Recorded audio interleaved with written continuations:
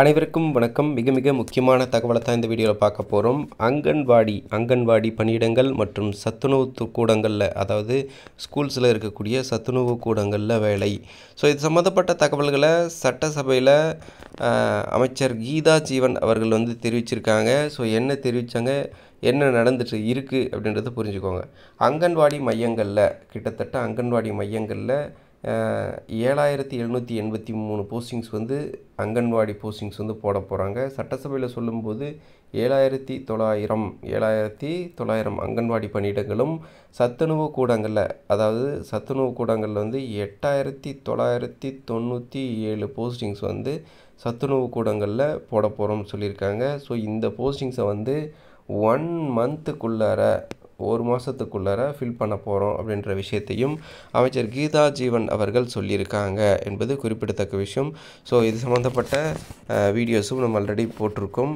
So அமைச்சர் அவர்கள் சட்டசபையில் சொன்ன விஷயம், இந்த வினாவிடை, அதாவது கொஷின் கேட்பாங்க, அதை எதிர்க்கட்சி அந்த மாதிரி கொஷின்ஸ் வைப்பாங்க, எப்போ போடுவாங்க, இந்த மாதிரியான கேள்விகள் முன்வைக்கப்படும். அந்த கேள்விக்கு பதில் சொல்லும் வகையில் இப்படி ஒரு அறிவிப்புகளை வெளியிட்டுருங்க. ஸோ ஒரு மாத இடைவெளிக்குள்ளார இந்த விண்ணப்பங்கள், அதாவது இந்த பணி நியமனங்கள் செய்யப்படும் என்பது குறிப்பிடத்தக்க விஷயம். ஸோ அங்கன்வாடி போஸ்டிங்ஸ் பற்றி டீட்டெயிலாக பார்த்தலாம். சத்துணவு போஸ்டிங்ஸ் பற்றின அறிவிப்பு வரல. அங்கன்வாடிக்கு பொறுத்தவரை பார்த்திங்க அப்படின்னாக்கா ஆல்ரெடி ஜிஓ ரிலீஸ் ஆகிடுச்சு. ஜிஓ அடிப்படையில் 7783 போஸ்டிங்ஸ் போட போகிறாங்க. ஸோ இந்த அங்கன்வாடி போஸ்டிங்க்கு எப்படி விண்ணப்பிக்கலாம், யாரெல்லாம் விண்ணப்பிக்கலாம், என்னென்ன எலிஜிபிலிட்டி, ஸோ இப்போ நான் விண்ணப்பிக்கணுன்னா எந்த ஆஃபீஸ் போகணும், எப்போ ஃபார்ம் கிடைக்கும், இந்த மாதிரி, ஸோ எந்த பேசிஸில் போஸ்டிங் போடுவாங்க, இந்த மாதிரி கேள்விகள் இருக்குது. சத்துணவு போஸ்டிங்ஸ்க்கும் சேம் ப்ரொசீஜர் தான். ஸோ ஆனால் இப்போதைக்கு சத்துணவு போஸ்டிங்க்கான அறிவிப்புகள் வெளியிடப்படவில்லை.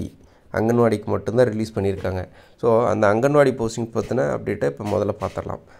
இப்போ நீங்கள் விண்ணப்பிக்கணும் அங்கன்வாடி போஸ்டிங்க்கு அப்படின்னா அதுக்கு என்ன ப்ரொசீஜர் அப்படின்றத முதல்ல பார்த்துடலாம். அங்கன்வாடியில் இந்த மாதிரியான anganwadi worker, mini anganwadi worker, anganwadi helper அப்படின்னு சொல்லி போஸ்டிங்ஸ் இருக்குது. சேலரி விவரங்கள் எல்லாமே கொடுத்துருக்காங்க.